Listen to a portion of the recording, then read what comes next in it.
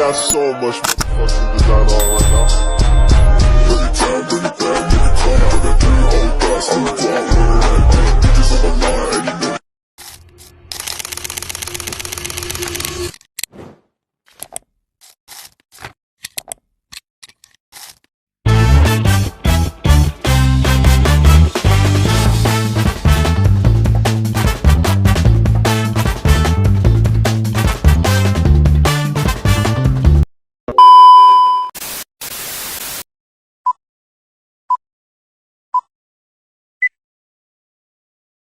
Assalamualaikum warahmatullahi wabarakatuh.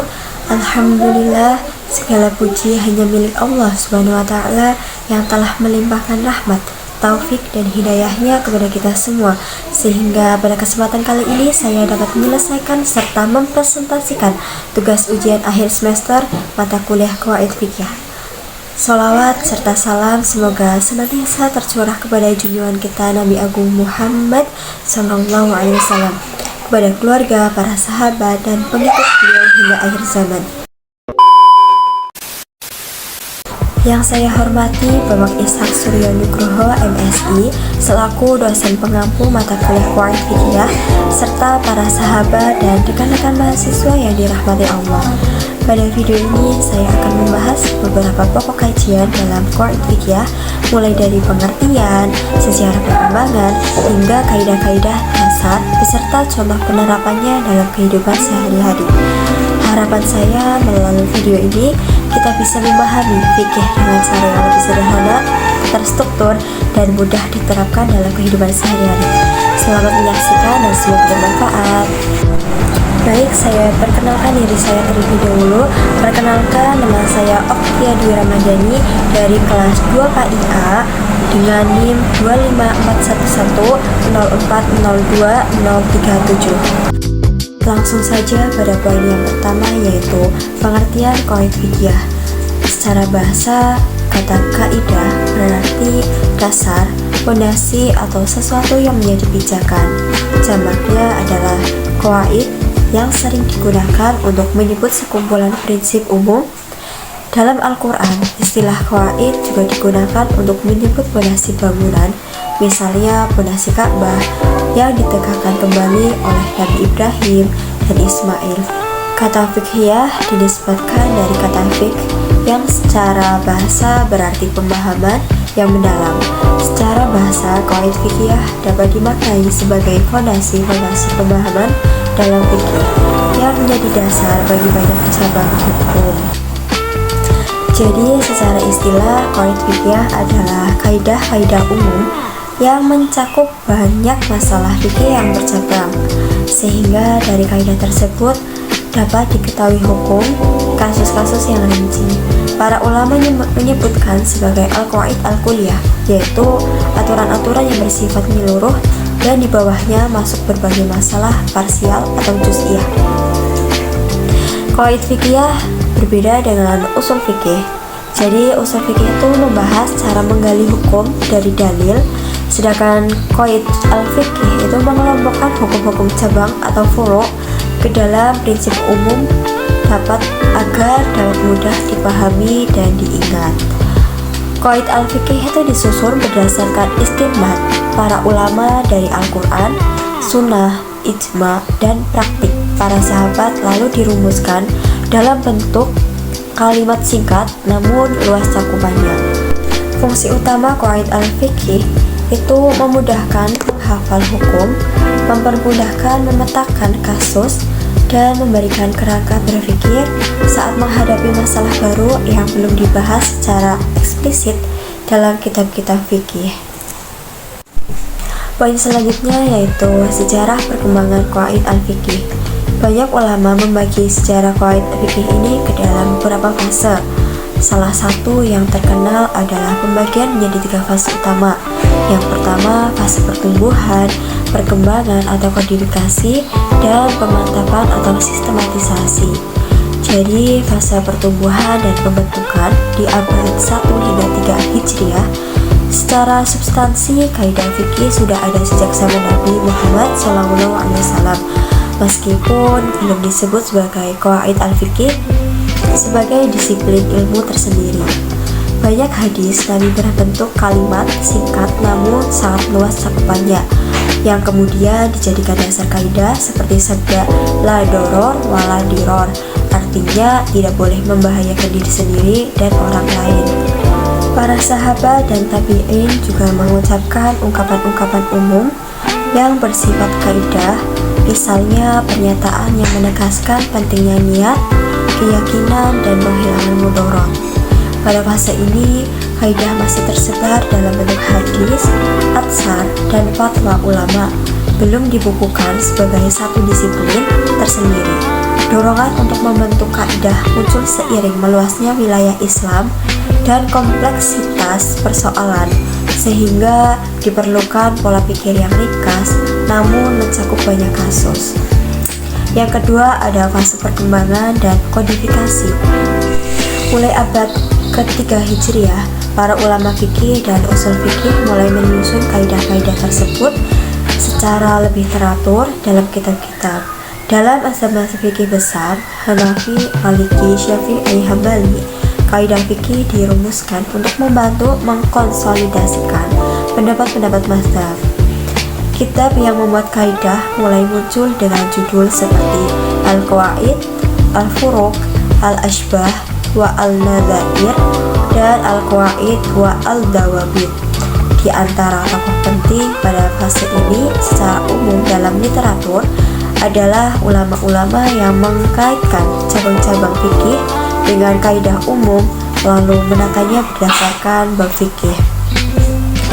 Proses kodifikasi ini membuat kaidah al-fiqih itu mulai diakui sebagai cabang ilmu yang berdiri sendiri, meskipun masih sangat terkait dengan fikih mazhab tertentu.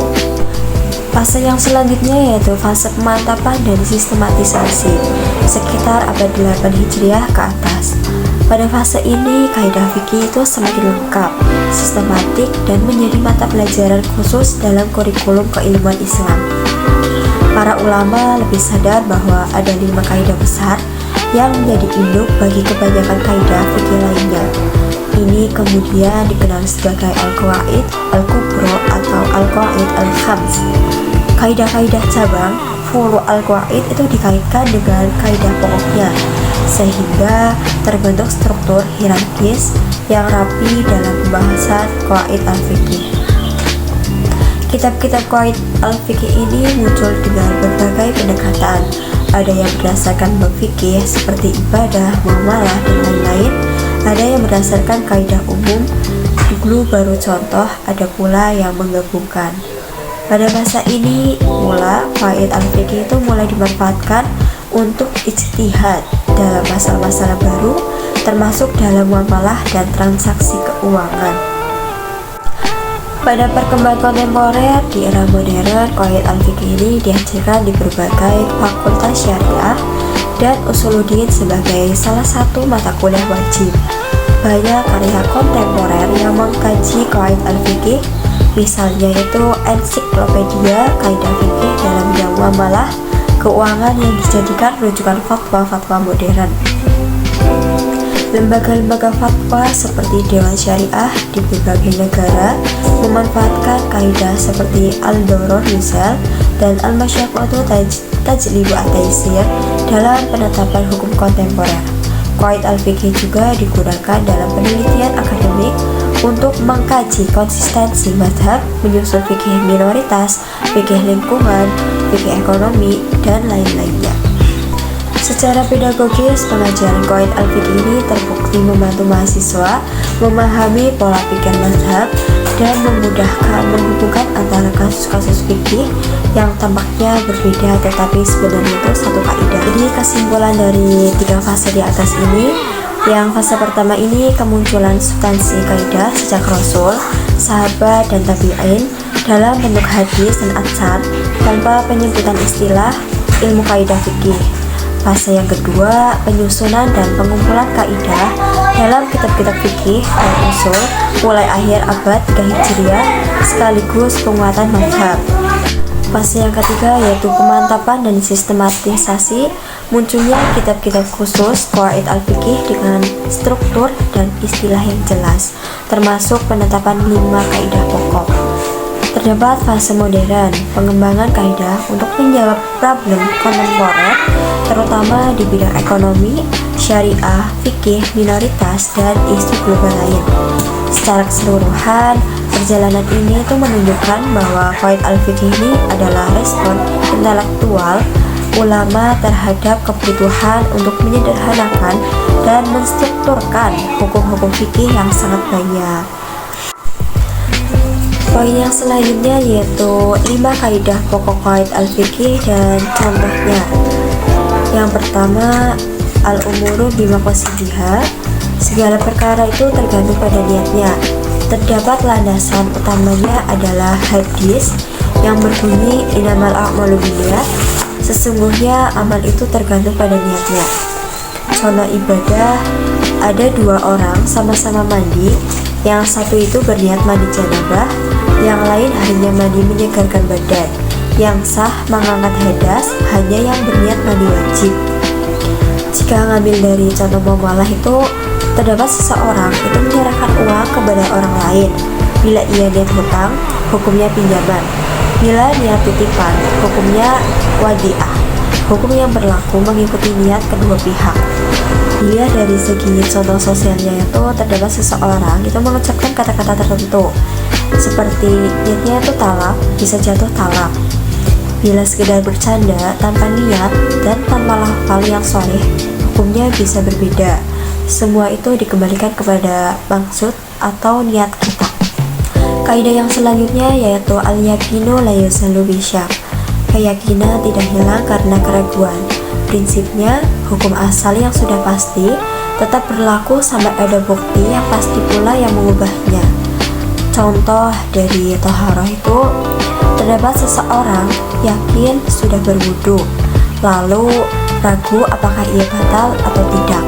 Hukumnya itu tetap dianggap suci berwudu karena yang yakin adalah sudah berwudu. Dilihat dari contoh ibadahnya itu, terdapat seseorang itu melakukan sholat, tetapi ia ragu apakah ia sudah mengerjakan rakaat ketiga atau keempat. Maka seseorang tersebut itu harus mengambil rakaat yang paling sedikit atau angka yang paling sedikit, lalu dengan menyempurnakan rakaat tersebut. Contoh memalahnya itu, terdapat seseorang itu yakin bahwa ia itu belum membayar hutang, lalu ragu apakah pernah melunasi. Selama tidak ada bukti kuat pelunasan, hukum hutang masih dianggap ada. Kaidah yang ketiga yaitu al-masyaqqatu tajlibu at-taysir, kesulitan mendatangkan kemudahan.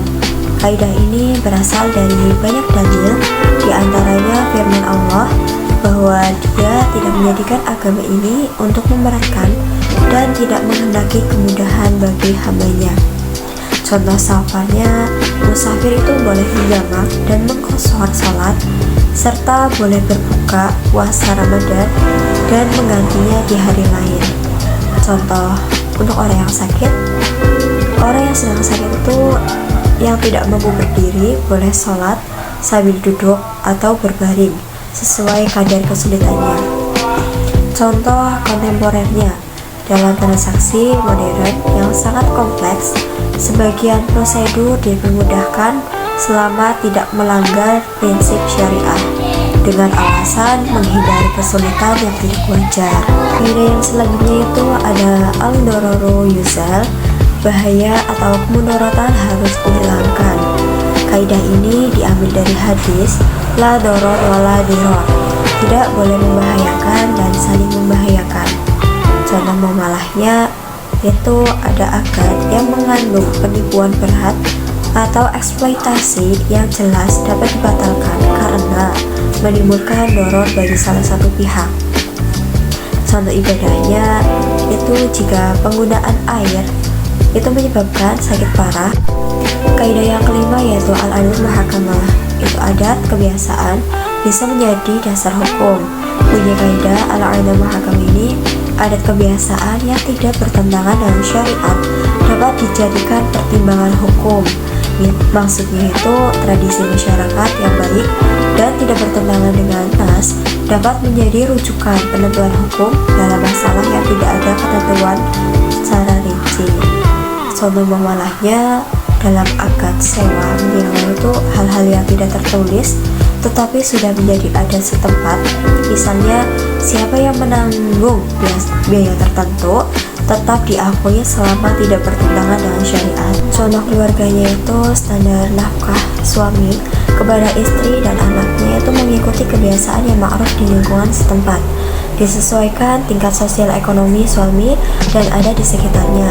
Contoh dari pakaiannya, batasan pakaian itu layak digunakan dalam konteks non-aurat, sering mengikuti adat sopan santun setempat selama tidak melanggar batasan aurat yang syar'i.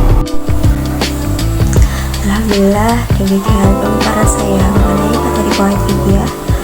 Pada kesempatan kali ini, semoga apa yang telah saya sampaikan dapat menambah wawasan kita serta memudahkan kita dalam memahami dan mengamalkan kaidah-kaidah fikih dalam kehidupan sehari-hari. Saya menyadari bahwa dalam mengusulkan dan menyampaikan video ini masih banyak kekurangan. Untuk itu saya mohon maaf yang sebesar-besarnya atas segala kekhilafan baik dalam ucapan maupun tulisan, dan sangat mengharapkan kritik serta saran yang membangun dari pondok dosen pengampu dan teman-teman sekalian. Terima kasih atas perhatian dan kesediaan Bapak serta teman-teman yang menyimak video ini hingga akhir. Kurang lebihnya seperti itu. Wassalamualaikum